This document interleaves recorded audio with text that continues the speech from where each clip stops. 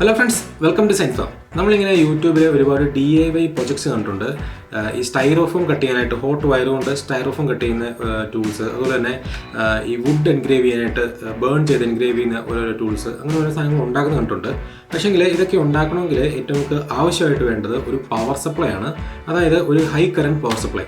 അപ്പോൾ നമ്മൾ ഇന്ന് ഉണ്ടാക്കാൻ പോകുന്നത് അതുപോലൊരു പവർ സപ്ലൈ ആണ് കേട്ടോ. ഇത് ഉണ്ടാക്കാനായിട്ട് നമ്മൾ യൂസ് ചെയ്തേക്കുന്നത് UPSൻ്റെ അകത്ത്, അതായത് കമ്പ്യൂട്ടറിൻ്റെ UPSനകത്തെ ട്രാൻസ്ഫോമറാണ്.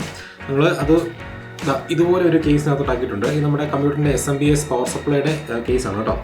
ഓക്കെ, അപ്പോൾ ഇതിൽ നമുക്ക് ഒരു ഓപ്ഷൻ ഉണ്ട്. നമുക്കിത് 12 വോൾട്ട് അല്ലെങ്കിൽ 24 വോൾട്ടായിട്ട് ഇത് കൺവേർട്ട് ചെയ്യാനായിട്ട് പറ്റും. ഈ ചെറിയൊരു സ്വിച്ച് ഇത് ഞാനിവിടെ ആഡ് ചെയ്തിട്ടുണ്ട്. അപ്പോൾ ഇതിങ്ങനെ നമുക്ക് 12 വോൾട്ട് ആക്കാം, അതുപോലെ തന്നെ സിമ്പിളായിട്ട് 24 വോൾട്ട് ആക്കാം.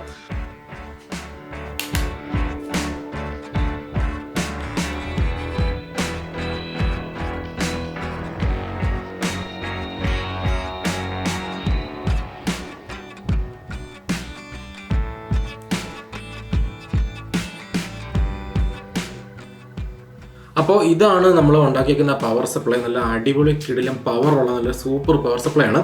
ഓക്കെ, അപ്പോൾ ഇനി നമുക്ക് എങ്ങനെയാണ് ഇതുപോലെ ഒരെണ്ണം ഉണ്ടാക്കിയെടുക്കുന്നത് നോക്കാം. ഓക്കെ,